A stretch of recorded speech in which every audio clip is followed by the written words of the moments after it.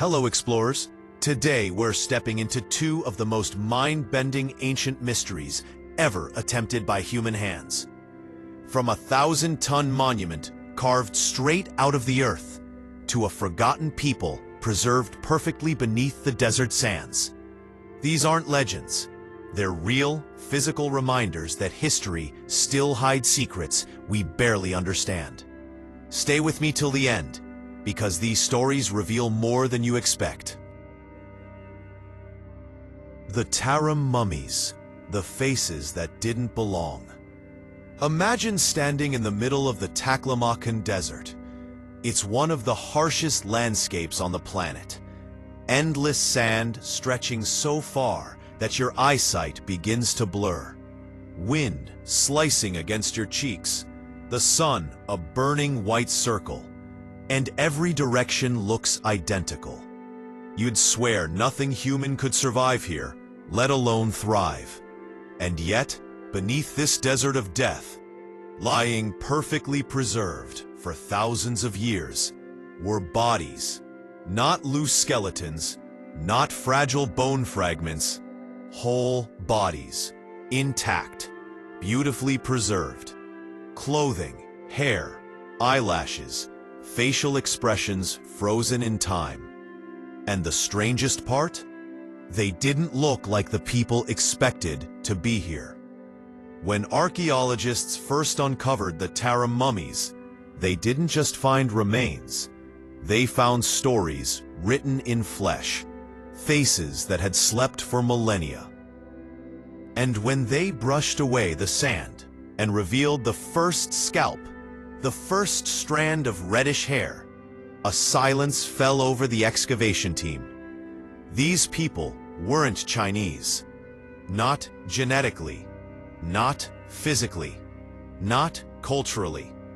Tall, light-skinned, reddish or blonde hair, blue or green eyes, sharp European features.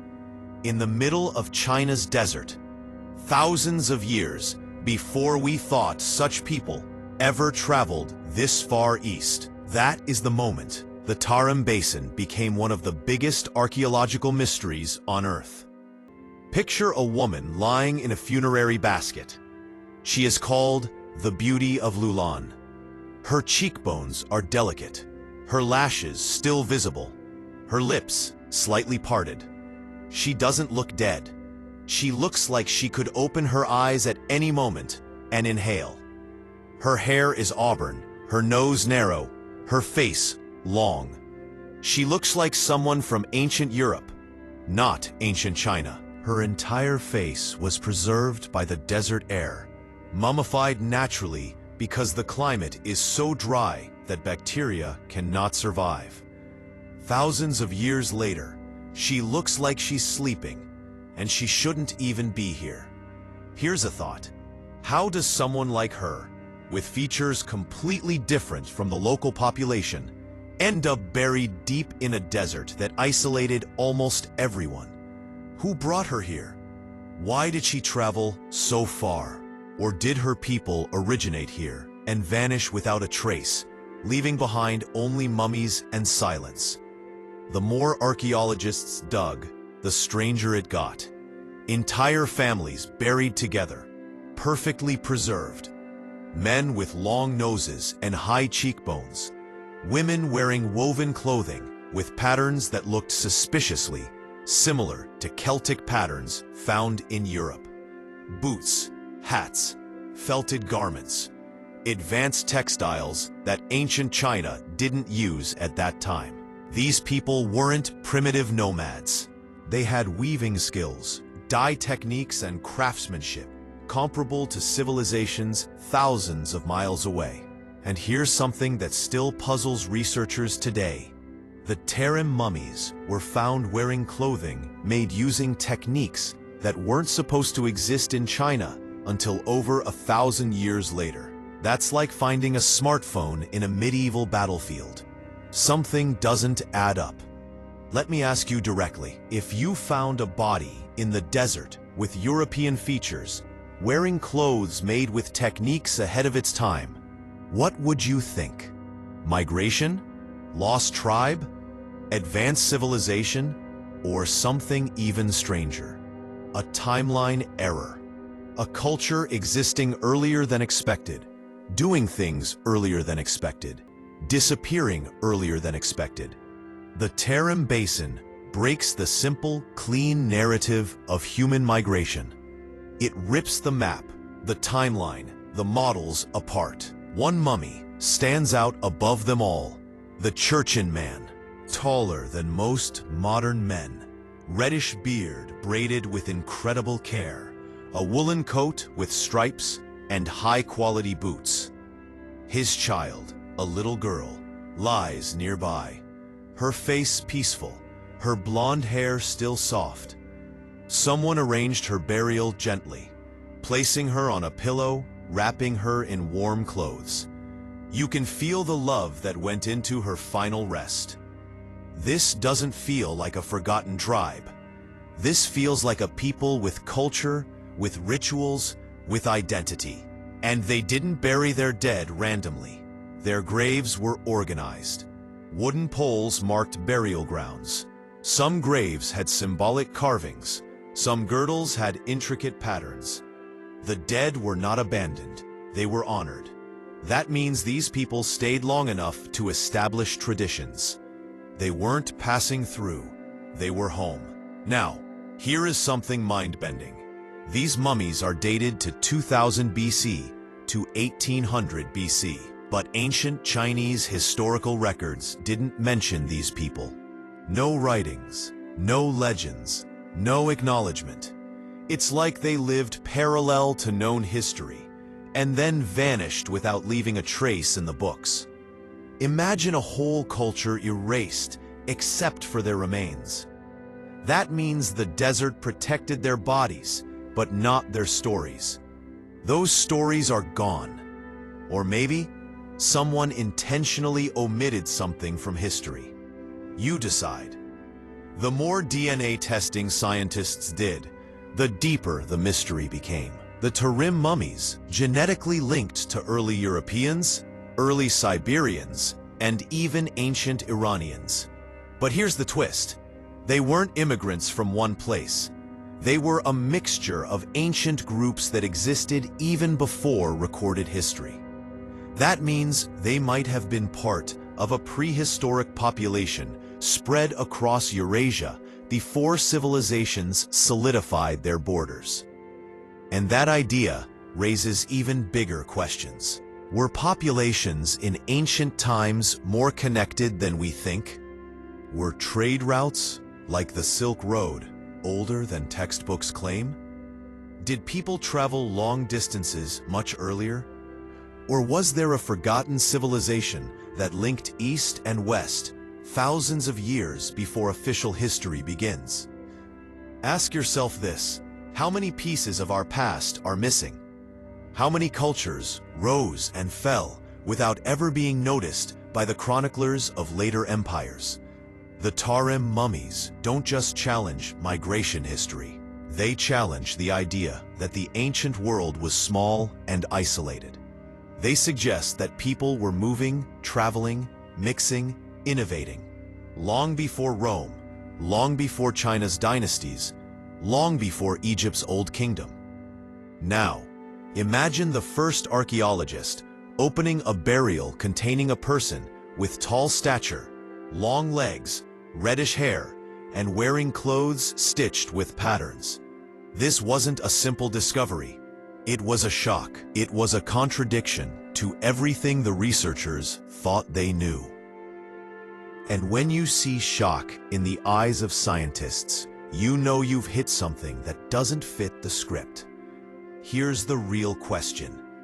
How does a culture that created such detailed textile work, preserved their dead carefully, developed unique rituals, and survived in one of the most brutal deserts on Earth, vanish without notice, without records, without descendants acknowledging them?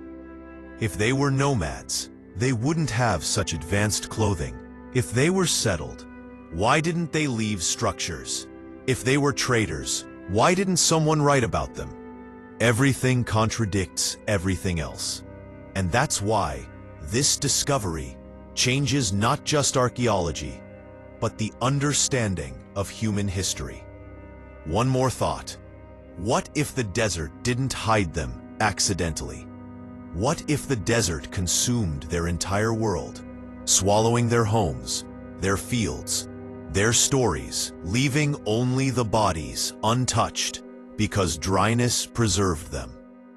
Nature saved them, but erased everything else. It's like the land made a deal. I'll keep your faces, but take everything else. These people lived through unbelievable conditions. Freezing winters, burning summers, sandstorms that could strip skin. Yet they built culture, art, clothing, rituals. That alone shows determination. But their burial traditions show something deeper: connection. They weren't isolated individuals. They were community. The woman with the feathered hat, the man with the striped coat, the child with the pillow. These details break your heart because they feel so human. They feel like people who loved each other, who mourned each other, who respected their dead. The Tarim mummies stick with you because they feel real. Not like characters from some ancient story. Real people. You look at those faces and it's hard not to think about their lives. The families they had, the mornings they woke up, the struggles they faced in that brutal desert. And the strange part is, everything around them vanished. Their homes, their language, their culture, gone. But their bodies stayed behind, almost like they were waiting for someone to notice them again. And now that we have, the only question left is, what happened to them? Before we continue, make sure you hit that subscribe button and tell me your thoughts in the comments, because honestly, I want to hear your theories. What do you think happened to these ancient builders? Do you believe they knew something we've forgotten? Or do you think these places still hide answers beneath the surface? Your ideas help shape the next mystery we explore. The Unfinished Obelisk, the monument that refused to leave the earth. Picture yourself standing in the ancient granite quarry of Aswan. The sun hits the stone so hard, it feels like it could melt the surface. The air vibrates. Heat shimmers above the rocks. And in the middle of this harsh landscape, half buried, half emerging from the earth, like a sleeping giant, lies one of the most impressive pieces of human ambition ever attempted: the Unfinished Obelisk. A single slab of red granite, long as a ship, wide as a building, heavy enough to crush cities. You look at it and instantly feel small, not just physically, but historically. Because what you're staring at is not just stone. It's a monument frozen mid-birth. A monument that ancient Egyptians tried to carve, shape, polish, raise, and possibly transport hundreds of kilometers, and failed. And that failure is louder and more mysterious than success. Imagine the sound this quarry once held. Hundreds of workers hammering stone with dolerite balls, flakes of granite flying through the air, dust covering everything, overseers shouting orders, the echo of creation bouncing off ancient walls. Now, all you hear is silence. But in that silence, you can still feel the ghost of that effort. You can feel the weight of intention embedded in the stone. Because someone, probably Queen Hatshepsut, one of the most powerful rulers in Egyptian history, decided she wanted the largest obelisk ever built. Not just large, unmatchably giant. And her people began carving directly into the earth, sculpting the obelisk from the bedrock itself. They didn't cut pieces and assemble them. They carved it as one continuous piece. One mistake, and the whole thing would be useless. Yet they began anyway. Now stand beside its length. It stretches almost 42 meters. If completed, It would be over 1,000 tons, more than double the size of any standing obelisk in Egypt today. The ambition itself feels like a challenge to the heavens. Ancient Egyptians believed obelisks were rays of the sun captured in stone, physical beams connecting earth to the gods. They symbolized power, legacy, eternity. To carve one this size was like telling the universe, "We refuse to be forgotten." Walk closer. Run your hand along its surface, smooth in some areas, rough in others, showing the stages of work. You can see where men hammered tirelessly. You can see the shape of the pyramidion forming at the tip. You can see the straight walls, the sharp edges. But then you see it, a deep crack running across a section, a fatal flaw, a mistake that stopped everything. That one crack turned ambition into defeat. The moment it appeared, everything collapsed. Years of labor, planning, resources, gone. Because once granite cracks, it cannot be fixed. You cannot glue an obelisk back together. It must be perfect, or it is nothing. So they abandoned it, just like that. Walked away, leaving the giant to die in the earth. But here's the question. How did they carve this thing in the first place? How did thousands of workers dig around a giant block of stone, shaping it from underneath while it was still attached to the bedrock? Imagine the physical scale of that. Imagine working day after day in blistering heat, pounding granite with dolerite stones. Modern engineers have tried replicating this technique. And guess what? It's unbelievably slow, unbelievably difficult, unbelievably exhausting. You need massive strength, precise aim, and endless patience. And ancient Egyptians did it without power tools, without machines, without cranes. Or did they? Let's pause for a moment. Look at the obelisk again. Really look at it. The smoothness, the straightness, the symmetry. How do you achieve that with stone balls and human hands? Some people argue that ancient Egyptians used copper chisels. But copper is softer than granite. It bends, it breaks, it wears down quickly.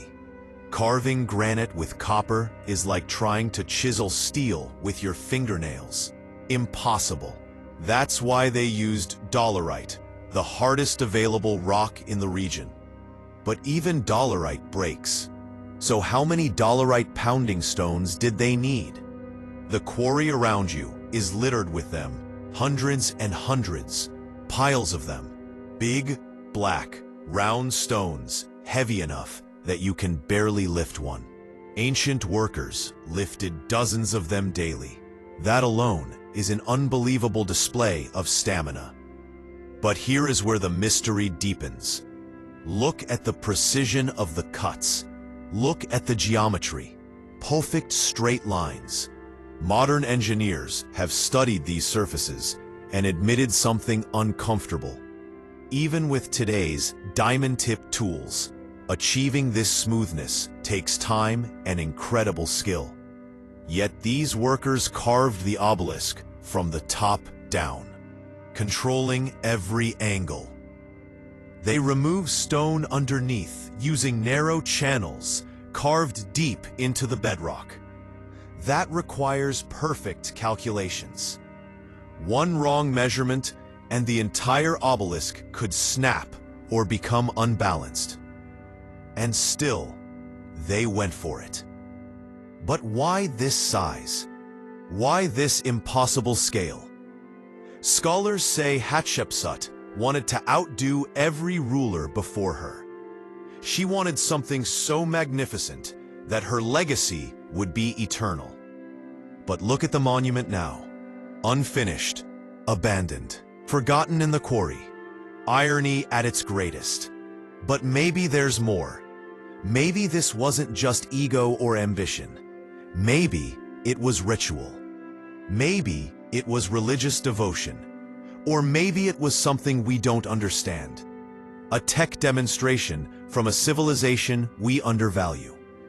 Because Egyptians built the pyramids, aligned temples to stars, mapped solar cycles. And then they make something like this, and leave it unfinished? Walk around the perimeter. The quarry floor slopes down. The more you walk, the more hidden parts of the obelisk appear. Channels carved on all sides. Pits underneath. Marks of scraping and pounding. If you close your eyes, you can almost hear the crack forming. A sound that would have echoed like thunder. One strike too deep. One natural fracture in the stone. One moment of bad luck. And everything collapses. Imagine the reaction. Workers shouting. Overseers panicking. Stone designers examining the crack, realizing nothing can be done. And then, silence. The entire workforce packing up and leaving. The emperor or queen receiving news of failure. And this colossal piece of ambition being swallowed back into stillness. Here's something strange. Archaeologists found no evidence of tools left behind. No large scaffolding, no ropes, nothing. Just the obelisk and the pound marks. So how did they plan to move it once carved? Think about that, and really imagine it. A single block weighing over 1,000 tons. How do you lift that? How do you transport it?